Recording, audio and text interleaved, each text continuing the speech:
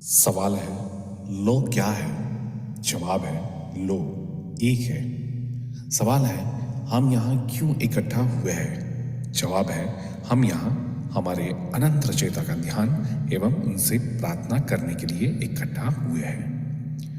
अब हम और हमारे गैलेक्टिक कन्फेडरेशन के सभी भाई बहन, मास्टर हीलर रेश, गार्जियन एंजल्स, काउंसिल मेंबर्स और पूरे ब्रह्मांड में जितने भी दिव्य सभ्यताएं हैं जो उस एक अनंत रचयिता के प्रेम और रोशनी में अपनी सेवाएं प्रदान करते हैं, उन सबको हम आज इस मेडिटेशन में शामिल होने के लिए निवेदन करते हैं और उन सब का आह्वान करते हैं।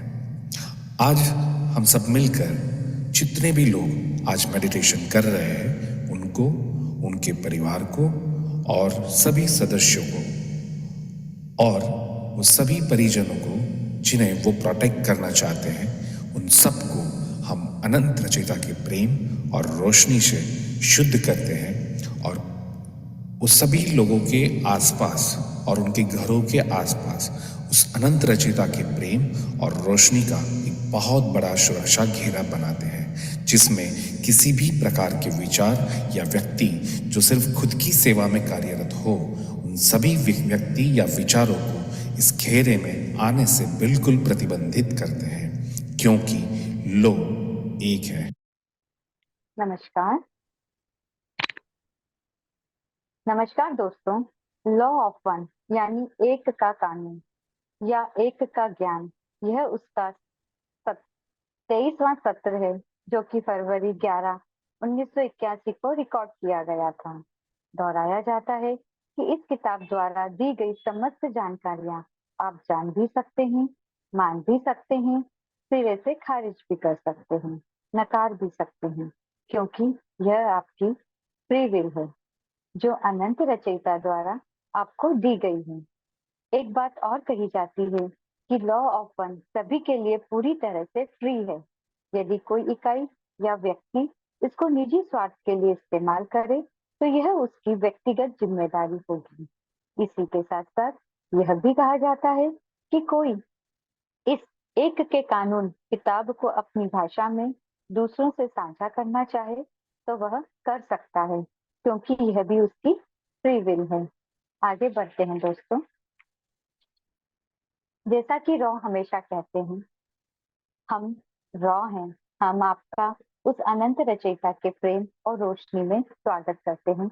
अब हम संवाद करते हैं। डॉन कहते हैं, आप कल महासंघ द्वारा किए गए संपर्क के बारे में बात कर रहे थे जो हमारे तीसरे बड़े चक्र के दौरान हुआ था। आपने कहा था कि आप लगभग उसी समय मिस्र के आसपास में प्रकट हुए थे तब अटलांटिस को सहायता दी गई थी। कि आप मुझे बता सकते हैं कि आप मिस्र ही क्यों गए? तब आपका दृष्टिकोण और सोच क्या था?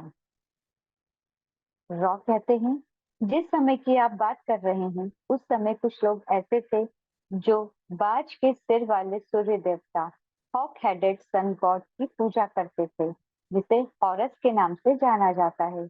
पूजा की वस्तु सूर्य का मंडल था, जिसे कुछ विकृति में दर्शाया गया है। दोस्तों यहाँ पर इस एक बुक के बारे में बोला गया है। तो आपको अगर यह पता करना है कि बाज के सिर वाले सूर्य देवता और हॉरस क्या थे, तो आप अपने लेवल पे इसको कुछ सर्च कर सकते हैं। हमें उनके बीच में कुछ समय बिताने की इच्छा हुई।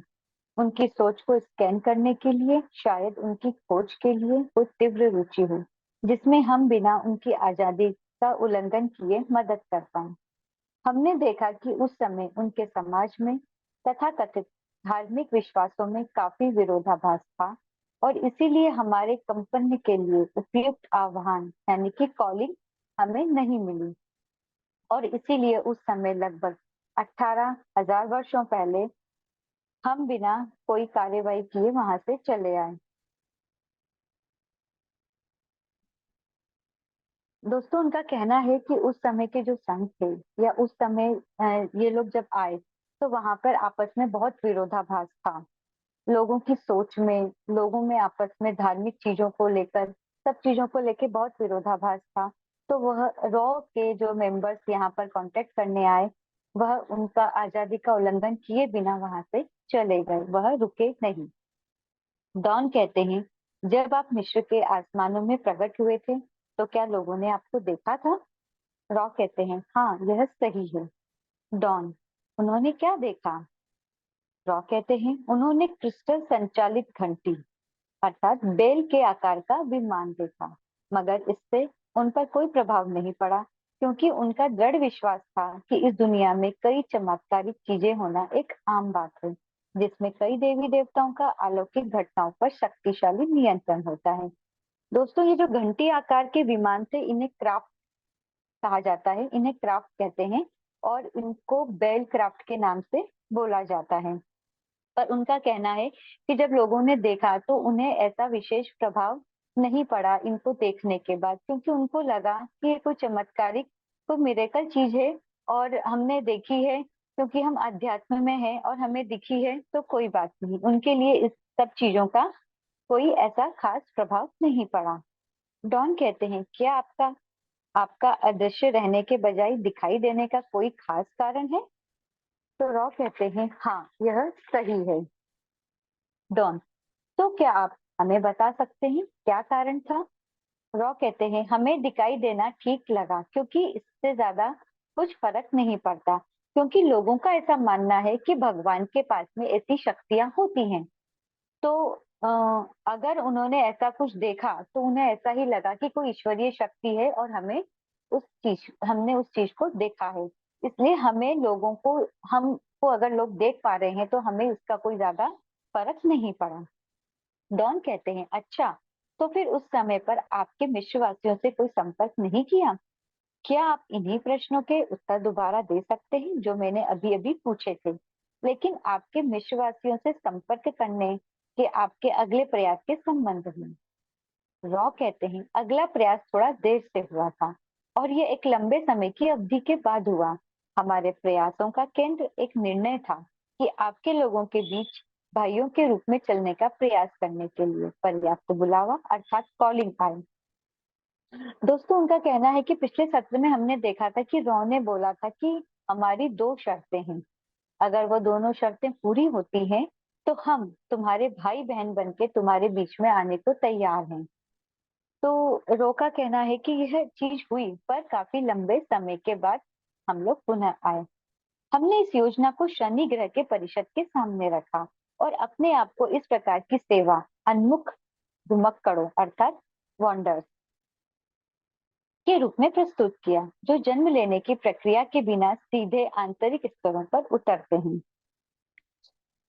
इस प्रकार हम ऐसे भौतिक रासायनिक शरीरों में प्रकट हुए जो कि हमारे स्वभाव से मेल खाते थे। मतलब हम डायरेक्ट प्राप्त लेके ही उतरे। आप लोगों से संपर्क स्थापित करने के लिए हमने जन्म लेने की प्रक्रिया को किए बिना हम सीधे किसी भी प्राप्त को लेकर नीचे उतरे और आपसे प्रयास संबंध स्थापित करने का प्रयास किया। हमारा प्रयास भाइयों के रूप में प्रकट होना और एक के कानून के शिक्षकों के रूप में सीमित समय बिताना था, क्योंकि इन लोगों की सूरज में और अधिक रुचि थी और ये हमारे विशेष कंपन्यता से मेल खाती थी। यानी कि रो पूरी सभ्यता सूरज के अंदर है। ये हमारी विशेष रो का कहना है कि हमारी जो सभ्यता है वो पूरी सूरज की सभ्यता के अंदर है और हम जब उनकी कंपन्यता से मैच खाते हैं तो हम सूर्यवंशी, इसीलिए हम उनको सूर्यवंशी कहते हैं। लेकिन हमने देखा कि हमारे मुंह से निकलने वाले हर एक शब्द के 30 अलग अलग मतलब निकाले गए, जो उन इकाइयों को भ्रमित कर रहे थे जिनकी सेवा के लिए हम आए थे।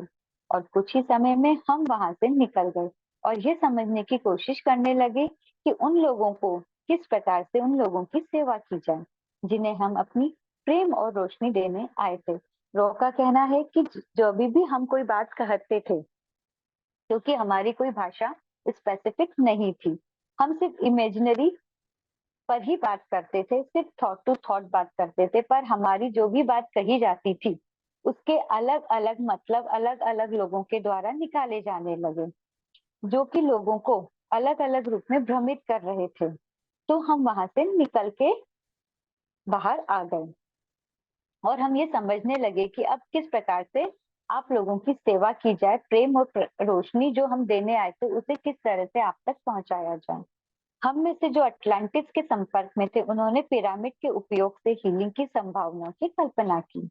इस पर विचार करने और दो अलग संस्कृतियों की विकृतियों में समायोजन, एडजस्टमेंट करने के बाद हम फिर से परिषद के सामने आए और इस योजना को मिस्र वासियों के उपचार और दीर्घायु के लिए एक सहायता के रूप में परिषद को पेश किया। यह सीखने की प्रक्रिया को सुविधाजनक बनाने के साथ साथ एक के कानून को स्पष्ट रूप से व्यक्त करने की उम्मीद कर रहे थे। फिर से परिषद ने हमें मंजूरी दे दी, अर्थात उस समय हम लोग पिरामिड के कॉन्सेप्ट को लेकर वापस से आए, क्योंकि हम ये चाहते थे कि किसी भी प्रकार से आप लोगों तक यह ऊर्जा पहुंचे और किस प्रकार से आप सभी की हीलिंग की जा सके।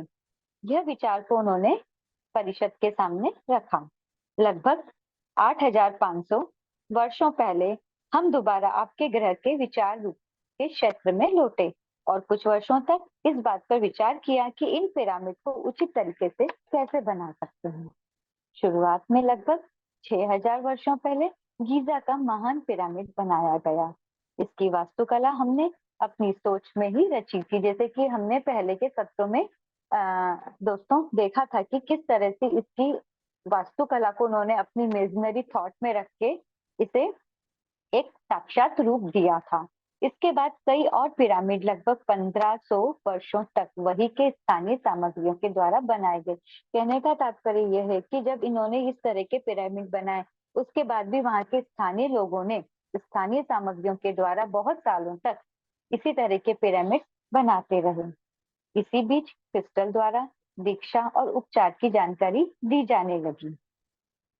अखनातेन नाम के एक व्यक्ति ने इस जानकारी को किसी भी प्रकार की विकृति के बिना प्राप्त कर लिया था और उसने एक के कानून का प्रचार करने के लिए जमीन और आसमान को एक कर दिया और वहां के पुजारियों को इस दीक्षा और सच्चे दयालु उपचार की विकृतियों के अनुसार काम करने का आदेश दिया। परंतु यह लंबे समय तक नहीं चल पाया। इस व्यक्ति के शारीरिक मौत के बाद, जैसे ही हमने पहले बताया था, हमारी हमारी सूचनाएं तुरंत ही विकृत कर दी गई और हमारी संरचनाएं एक बार फिर तथाकथित शाही और शक्तिशाली लोगों के द्वारा उपयोग के लिए रख ली गई। जैसे ही इस व्यक्ति का अखनातेन का निधन हुआ, पुनः पावरफुल लोगों के द्वारा ये सब चीजों को इस्तेमाल करा जाने लगा और वापस से उन जानकारियां जो हमें उनके द्वारा मिली थी, उसे वापस से पावरफुल लोगों ने अपने अंडर में कर लिया। तो डॉन कहते हैं, क्या पिरामिड हीलिंग में प्राथमिक उपचार मन के लिए था? क्या यह सही है? रॉ कहते हैं, हाँ, यह आंशिक रूप से सही है। यदि उपचार को ठीक से करना है तो मन के वृक्ष में आध्यात्मिक रूप से इन ऊर्जाओं के अंतर्वाह को एकत्रित करना जरूरी है, क्योंकि मन के कुछ हिस्से शरीर में बहने वाली ऊर्जा को रोकते हैं। लेकिन हर परिस्थिति में, हर इकाई में यह ब्लॉकेज अर्थात रुकावट विभिन्न हो सकती है। हालांकि सबसे पहले आध्यात्मिक चैनल को सक्रिय करने की जरूरत है। फिर चाहे रुकावट आध्यात्मिक से मानसिक या मानसिक से शारीरिक या केवल शारीरिक आघात हो, तब भी उपचार किया जा सकता है। दोस्तों, यहाँ पे बोला गया है कि उपचार को ठीक वह पूछ रहे हैं कि प्राथमिक उपचार मन के लिए था, तो उनका कहना है कि हाँ, ट्री ऑफ माइंड, इसे हम ट्री ऑफ माइंड बोल रहे हैं कि हमारे दिमाग के सबकॉन्शियस माइंड में एक ट्री बना हुआ है। एक तो जड़ है और उसके ऊपर ट्री बना हुआ है, जो कि ध्यान के द्वारा ही जब हम उसके ऊपर काम करते हैं तो हमारे शरीर की हीलिंग होती है। जो जो ब्लॉकेजेस हमारे मन के द्वारा हमारे शरीर के अलग अलग अंगों में, हमारी नाड़ियों में बन जाते हैं, हमारे विचारों के द्वारा, नकारात्मक सोच के द्वारा हम जब ध्यान करते हैं तो वह अपने आप स्वतः ही धीरे धीरे ठीक होते जाते हैं। जब आपने डॉन कहते हैं, जब आपने विचार का उपयोग करके गीजा में पिरामिड का निर्माण शुरू किया, तो क्या आप उस समय के मिस्र वासियों के संपर्क में थे? क्या उन्होंने इसे बनते हुए देखा था? डॉन सवाल करते हैं।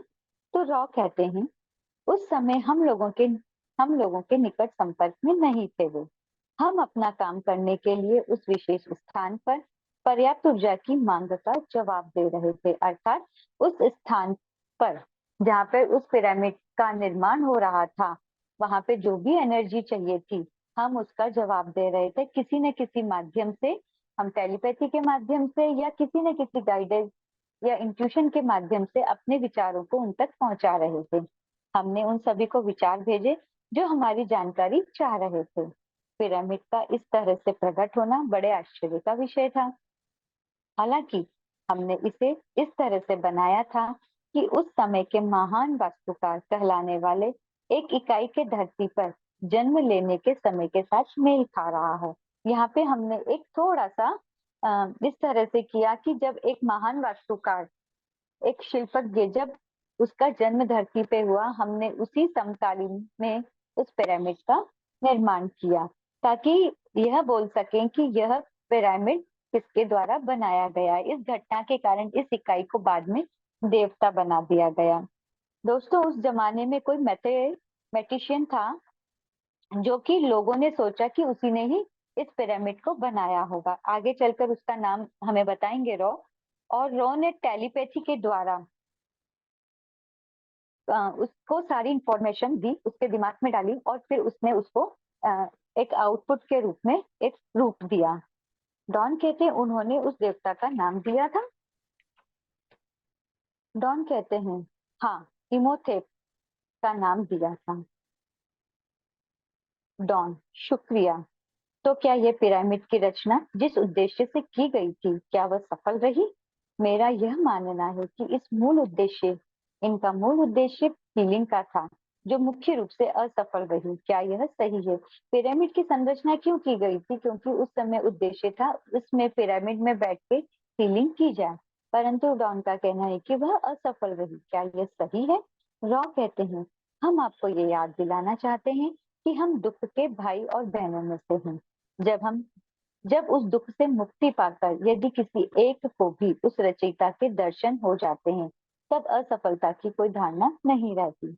हमारी कठिनाई एक के कानून की विकृतियों को ठीक करने के हमारे सम्मान और जिम्मेदारी में थी, जो इन लोगों की सहायता करने के हमारे प्रयासों के दौरान हुई थी। उनका कहना है कि अगर हम एक की भी मदद कर देते हैं, तो वह एक की भी मदद अनंत रचयिता की ही मदद का काम होगा। विकृतियों को असफलता के बजाय जिम्मेदारियों के रूप में देखा जाता है। हमारे प्रयास का एकमात्र कारण वे लोग थे जो सत्य को खोजने के लिए प्रेरित थे। इस प्रकार शायद हम विरोधाभास की स्थिति में थे, क्योंकि यदि एक को भी प्रभुत्वता हासिल हुई तो हम सफल कहलाएंगे, और जैसे जैसे दूसरे अधिक भ्रमित और दुखी होते गए, हम असफल कहलाए। यह आपकी परिभाषा है।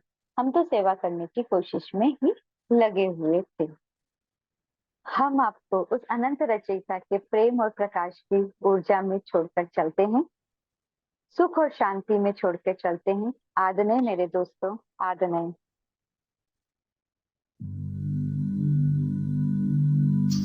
मैं अपना एनर्जी फील्ड सुरक्षित कर रहा हूं।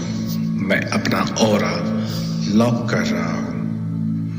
मेरे शरीर, दिमाग, आत्मा और मेरा पूरा एनर्जी फील्ड अनंत रचयिता के असीम दिव्य प्रेम और रोशनी में हमेशा के लिए सुरक्षित है। अनंत रचयिता के असीम प्रेम और अनंत रोशनी से बना हुआ मजबूत सुनहरा कवच, जिसमें अनंत ब्रह्मांडों की शक्तियां समाहित है, ऐसा कवच मैंने धारण कर लिया है। ये सुनहरे सुरक्षा कवच के माध्यम से मेरे घर के तमाम सदस्य और मेरा घर संपूर्ण रूप से सुरक्षित है। जो अनंत रचयिता के प्रेम और प्रकाश में अपनी सेवाएं प्रदान करते हैं, ऐसे ब्रह्मांड की सभी दिव्य सभ्यताओं और मेरे सभी शुभ चिंतक जो मेरे लिए दिव्य प्रेम और शुद्ध पवित्र मन से जो मुझे आशीर्वाद देना चाहते हैं, वो तमाम दिव्य पवित्र चेतनाओं को मैं परमिशन देता हूँ कि जो मेरे साथ दिव्य रूप से कनेक्ट हो सके। बाकी तमाम प्रकार की वस्तु, विचार, व्यक्ति जो खुद की सेवा में ही कार्यरत हो, ऐसे अपवित्र भावनाओं से मेरे एनर्जी फील्ड में आना चाहे, उन तमाम एंटिटी या विचारों के उन रूपों को मैं प्रतिबंधित करता हूँ, क्योंकि ये मेरी फ्री विल है और यही अनंत रचयिता के एक का कानून है। I am protected, I am protected, I am protected. Thank you so much.